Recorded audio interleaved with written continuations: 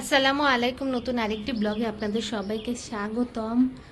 আর এই তো বৃষ্টিময় দিন, বৃষ্টির কারণে রাতের বেলা ওয়াশিং মেশিনে জামা কাপড় দিয়েছিলাম। এরপরে সকালবেলা রোদ উঠেছিল ভালো।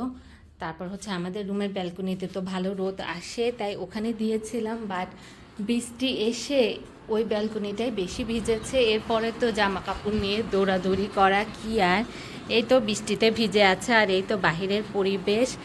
আর এখন 3টা বেজে গেছে, রান্না বাড়ি তো সব শেষ করে ফেলেছিলাম, ভেবেছিলাম জায়গাকে ঘুম পাড়িয়ে দেব। তো এরপরে দেখলাম যে সবজিওয়ালা এসেছে। এমনিতেও তো আমি ভাবছি যে এখন থেকে নিজেই কেনাকাটা করব, যা লাগবে সব আমিই নিয়ে আসবো। একদম না পারতে নাই, জাইফের পাপাকে বলবো। তো সেজন্য সবজিওয়ালাকে দেখে আর দেরি করে নেই, আজকে সবজি শেষ হয়ে গেছে, তো এতগুলা সবজি নিয়ে আসলাম। ফার্স্টে ভেবেছি যে ব্যাগ নিয়ে যাব, বাজারে ব্যাগ নিয়ে যাব, কিন্তু তাড়াহুড়া করে জারিফকে নিয়ে বের হয়েছি, আর ব্যাগ নেওয়ার কথা মনে নেই। এরপরে এত কেনাকাটা হয়ে গেছে, 400 টাকার সবজি। তারপরে সবজিওয়ালা বললো যে ঠিক আছে, কয়তলায় থাকেন আমি দিয়ে আসি। তারপর সবজিওয়ালা এগুলো তুলে গেটের সামনে দিয়ে গেছে। এরপরে টাকা দিয়ে আমি জারিফকে নিয়ে এসেছি। আর জারিফ যা করলো, বাহিরে কেদো পানি আছে, একা নিজে তো ডুবেছে, আমাকেও ডুবিয়েছে। যে জামা কাপড় পরে গিয়েছিলাম সেগুলো এখন বাথরুমে রেখে এসেছি, মানে গোসলের সময় ওয়াশ করব। এই ওর জুতা, এই 2টা খেলনা নিয়ে যে তারও বিরক্ত করছিল। তো ওকে নিয়ে কিছু কেনাকাটা করা খুবই টাফ, সেজন্যই বের হই না। বের হলে তো হওয়াই যায়, কিন্তু মার্কেটে গেলে বাচ্চারা আরও বেশি বিরক্ত করে। কিছু কেনাকাটা করতে গেলে তো ভালোভাবে দেখতে হয়, দাম দর করতে হয়, কিন্তু বাচ্চারা তো ওই টাইমে দৌড়াদৌড়ি করে, একা ওদের নিয়ে কেনাকাটা করা খুবই মুশকিল।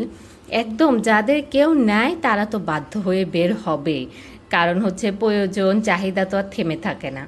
এই ব্যাপার। আজকে যদি বৃষ্টি না হতো তাহলে আমি ঠিক করেছিলাম যে আমি একটু যে আমার কিছু মানে ফল কিনে আনবো আমাদের জন্য। তো জারিফের পাপ্পা অফিস করে করে শেষ। তো বলে বলে হয়রান, বেশি বললে পরে আর বলতে ইচ্ছে করে না। আর এখন কী বা বলবো, জারিফের দাদি অসুস্থ, তো সেজন্য তো এখন কিছু বলাও যাবে না।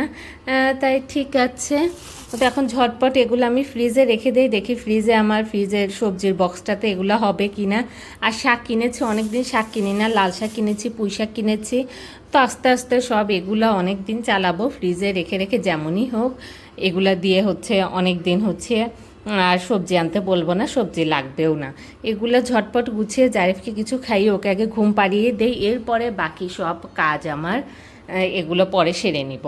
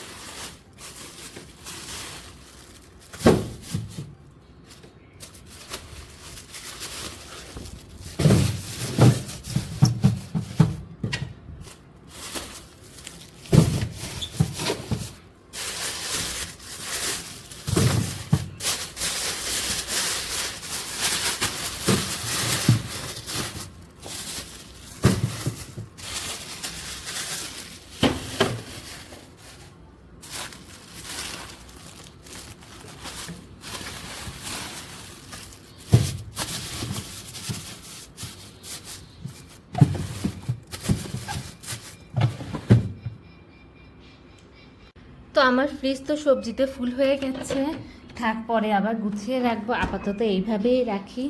আর এখানে রেখেছি লাউ আর চাল কুমড়ো, এগুলো পরে ফ্রিজে রেখে দেব। তো ঠিক আছে, ঝটপট আমার যে মেন মেন যে মানুষ যার জন্য কাজ বাড়েও আবার কাজে থেমেও থাকে, তার একটা ব্যবস্থা করি, বাকি সব কিছু পরে দেখা যাচ্ছে। এখন 5:30 বাজে, আর সকালটা কিভাবে শুরু হয় আর কিভাবে শেষ হয় কি বর্ণনা আর আমি দিব। আর এই তো আজকের দিনটা সকালবেলা ছিল হচ্ছে পরিষ্কার, এরপরে আসলো ঝুম বৃষ্টি। তো এই সিচুয়েশনে জামা কাপড় নিয়ে দৌড়াদৌড়ি করেছি। আর আজকে জারিফ বাবারে বাবা একটু অটাইমে বাহিরে নিয়ে গেছি, তারপর দেখলাম যে কি অবস্থা, মানে কেদোতে একেবারে মাখামাখি করে এসেছে, বালির কেদো পুরা হাত গা মুখ সব মাখিয়ে এসেছে। আর আমি নিয়েও গিয়েছিলাম হচ্ছে গোসলের আগে, ওর গোসলের আগে, সেজন্য ছেড়ে দিয়েছিলাম যে যা কন্ট্রোল হচ্ছিল না, কি আর করব। তো এ হচ্ছে অবস্থা। এখন সে যেহেতু বাইরে খেলাধুলা করছে, অনেক টায়ার্ড হয়ে এখন ঘুমিয়ে আছে, মানে উঠি উঠি করছে। তো দেখা যাক, বিকেল তো হয়েই গেছে, মানে 6টার আগে যদি ওঠে তাহলে দেখা যাবে, আর যদি ঘুমায় তাহলে ভালো। কারণ এখন যে চারিদিকে যে অবস্থা হয়ে আছে, বৃষ্টি যেহেতু হয়েছিল, এই অবস্থাতে ওকে আর বের করতে চাচ্ছি না, কারণ একবার ওরকম করেছে বারবার, মানে বাচ্চারা ওটাই করতে থাকে। তো আমি তো সবজি সব ওইভাবে ঢুকিয়ে রেখেছি ফ্রিজে, এখন আরেকটু ভালোভাবে গুছিয়ে রাখতে হবে। ধনেপাতা কিনেছি, ওইটা কিসের ভেতরে ঢুকিয়ে রেখেছি মনে নাই, মানে মনে পড়ছে না, তো খুঁজে রাখতে হবে। বেশি ভারী সবজির ভেতরে থাকলে তো মানে হচ্ছে ওটা চাপা খেয়ে থাকবে। তো মনে হচ্ছে বেশি কিনে ফেলেছি, এক তো ফ্রিজে ধরছেও না, আর হচ্ছে মানে এতদিন রেখে রেখে খাওয়া সবজিও শুকিয়ে যায়, স্বাদ নষ্ট হয়ে যায়, থাক কি আর করা।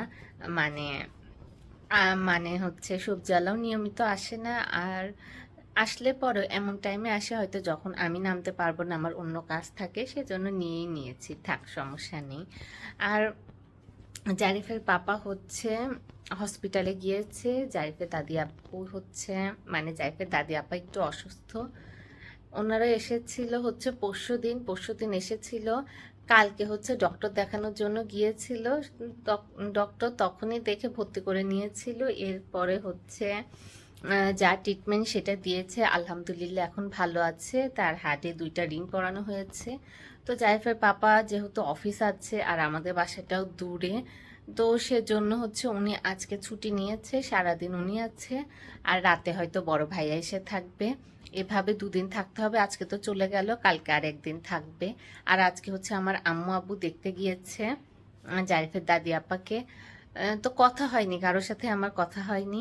এক তো কাজ, জারিফ মানে এগুলো নিয়ে বিজি থাকি, এছাড়াও কেন জানি এমনি তো আমার মাথা গরম, মানে অল্পতেই রেগে যায়, আর কিছুদিন হচ্ছে মনে হচ্ছে একটু বেশিই রেগে যাচ্ছে, কেমন যেন, মানে সব ভালো থাকতে থাকতে কেন যেন রেগে যাচ্ছে, মেজাজ খারাপ হয়ে যাচ্ছে। তবে কারণ আছে, কারণটা কাউকে, মানে কারণ কাউকে বলি না, রেগে টেগে পরে আবার ঠিক হয়ে যায়। তো এই হচ্ছে অবস্থা, কারণ ছোট ছোট কারণ থাকে, যেমন হচ্ছে কাল সব ঠিক ছিল, জাইফের পাপা রাতে দেরি করে এসেছে, ওনাকে খেতে দিয়ে আমি জাইফকে ঘুম পাড়ানোর জন্য নিয়ে যাব। তো ওনাকে টেবিলে সুন্দরভাবে খাবার দিয়েছিলাম, উনি করলো কি প্লেটটা নিয়ে মানে টিভির ঘরে গেল, টিভিটা ছেড়ে। তো ওনাকে দেখে জারিফ হতো, তারপর টিভির ঘরে যাওয়াতে সমস্যা নেই, সমস্যা হচ্ছে ওটা জারিফের খেলার ঘরও, তো ওখানে আমি গুছিয়ে রেখে এসেছি, কারণ জারিফকে নিয়ে শুয়ে পড়লে অনেক টাইমে সকালবেলা জারিফ আমাকে ছাড়তে চায় না। তো ও যখন, মানে ওই ঘরটা আমি গুছাতে পারি না, ওখানে খাওয়া দাওয়া করা হয়, খেলনা ছড়িয়ে ছিটিয়ে রাখা হয়, তো না গুছালে ও এলোমেলো ঘরে উঠলে পরে অনেক সময় পিঁপড়া থাকে, তারপরে খেলনা টেলনাও কিরকম যেন ভালো লাগে না। তো সেজন্য আমি ওটা রাতে গুছিয়ে শোয়ারই চেষ্টা করি, আর যদি রাতে না পারি তাহলে ভোরবেলা উঠে ওই রুমটা আমি গুছিয়ে ফেলি। তো সেটা হচ্ছে, তো আমি গুছিয়ে রেখে এসেছি, আমি ভাবলাম জাইফের পাপা টেবিলে খাওয়া দাওয়া করবে, উনি প্লেটটা নিয়ে টিভির ঘরে গেল, ফ্যান দিল, লাইট দেওয়ার কোনোই দরকার ছিল না, টিভি ছাড়লে আলো এসে যেত। ও না, লাইট দেওয়া দরকার ছিল, কারণ ইলিশ মাছের তো তরকারি রান্না করেছিলাম, এখন ওটা তো আর এমনি খাওয়া যায় না। তো যাই হোক, উনি হচ্ছে ওই ঘরে গেল, ওনাকে দেখে জারিফও যে আবার সে খেলনা এলোমেলো করলো, ওটা দেখে হঠাৎ করে মাথাটা গরম হয়ে গেল। আর কালকে প্রচুর মানে রাগ উঠেছিল, মনে হয় অনেক রাগ উঠেছিল। কারণ পরে দেখলাম যে আমার নিজের মাথায় অনেক ব্যথা করছে। অনেকক্ষণ রাতে ওকে ঘুম পাড়ানোর পর কিছুক্ষণ বসে থেকে চোখ বন্ধ করে কখন ঘুমিয়ে গেছিলাম টের পাইনি, বাট অনেক রাগ উঠে গেছিল, আমার মাথা তো অনেক ব্যথা করছিল। তারপর আমি মনে মনে বললাম যে না, আর এরকম রাগ করা যাবে না। যদি বেশি রাগ হয় তাহলে মনে দোয়া দরুদ পড়তে থাকবো। কারণ দেখছি কিছুদিন আমার হুটহাটে মানে আর কি বলবো, জামা কাপড়ের বাড়ি ঘর, যেখানে ক্যামেরা ঘুরে সেখানে জামা কাপড় দেখা যায়। থাক, কিছু করার নাই আসলে।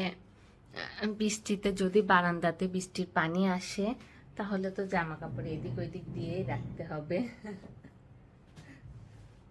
তাহলে ঠিক আছে। তো এটাই তো, রাগ করে তো ছিলাম। তো রাগের বর্ণনা তো মানে কি জন্য রাগ করেছিলাম এটা বলা হয় না। আর মানে যারা থাকে, যারা রাগটা ফিল করে বা যারা এই রাগের প্রকোপে পড়ে, তারা অনেক টাইমে কারণ জানেও না যে কি কারণে রাগ করলো বা কি কারণে রাগ হলো। তো এই হচ্ছে ব্যাপার। আর হ্যাঁ, কাল আমি একবার ভেবেছিলাম, আবার কোথা থেকে কি হয়ে গেল, রান্না বাড়ি প্রতিদিন রান্না করা।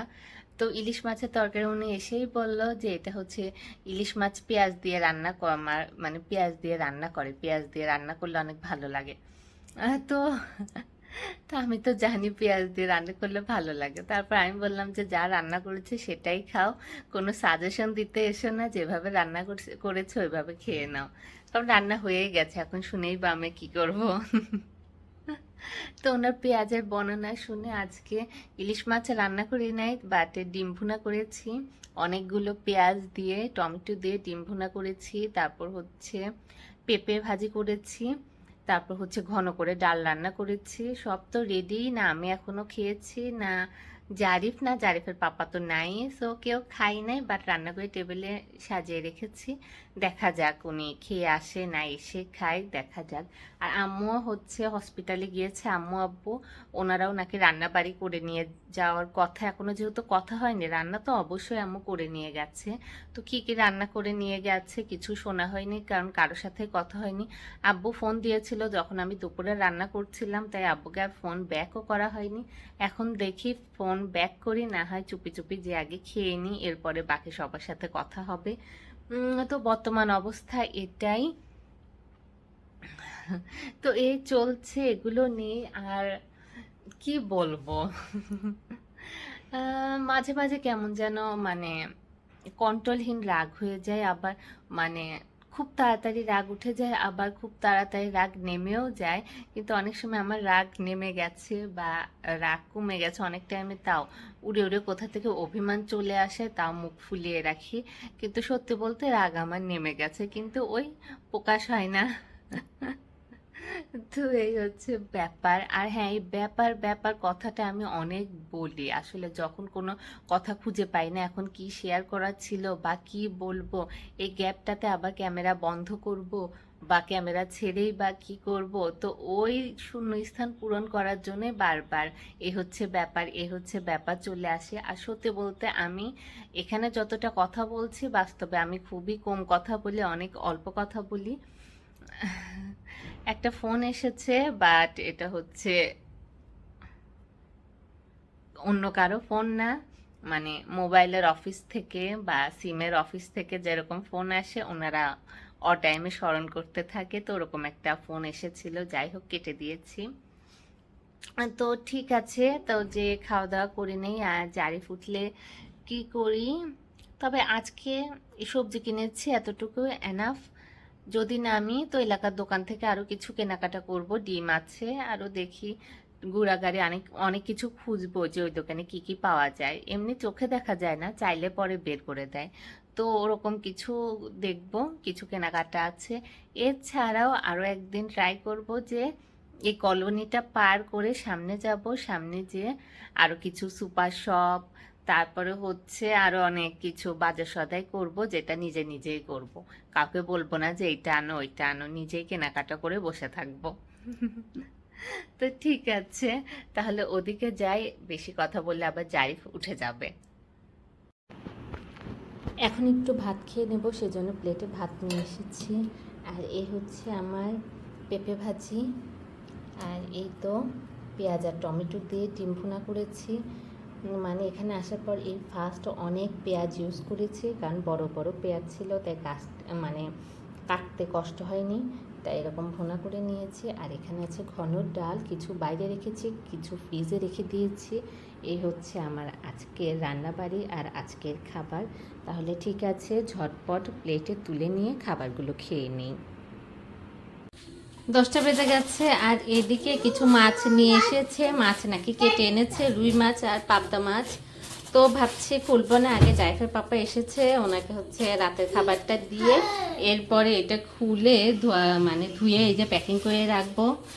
পলিথিন আরও আছে, আপাতত এগুলো এখানে এই রান্নাঘরেই ছিল, বাকি আছে ওই বারান্দায়, মানে হচ্ছে আমার আরেকটা বেডরুমের বারান্দায় আছে সব। তাহলে এগুলো থাকুক, না কাটলে পরে অনেক প্যারা হতো, কারণ মাছ কাটা আমার খুবই বিরক্ত লাগে। তো কেটে এনেছে, ভালো হয়েছে, এখন শুধু পরিষ্কার করে তারপর রেখে দিব। আর জারিফ ওইদিকে খেলাধুলা করছে। তাহলে ঠিক আছে, আগে খাবারটা দিয়ে নিই। আর আজকের ব্লগটা এখানেই শেষ করে দিই, দেখা হবে আবার আমাদের পরের ব্লগে। সবাই ভালো থাকবেন, সুস্থ থাকবেন, আর অবশ্যই যদি ভালো লাগে বা কিছু বলার থাকে তাহলে কমেন্টের মাধ্যমে আমাকে জানাতে পারেন। আর ভুল ত্রুটি তো মানুষেরই থাকে, ভুল ত্রুটি হবেই, সেগুলো আস্তে আস্তে ঠিক হয়ে যাবে ইনশাল্লাহ। তাহলে ঠিক আছে, দেখা হচ্ছে আবার আমাদের পরের ব্লগে। আর এদিকে জারিফের পাপা একটা চিরুনি কিনেছে, জারিফ ওইটা দিয়ে মানে খেলাধুলা করছে, তার বিশাল বড় চুল আঁচড়াচ্ছে আর ঘুরে বেড়াচ্ছে।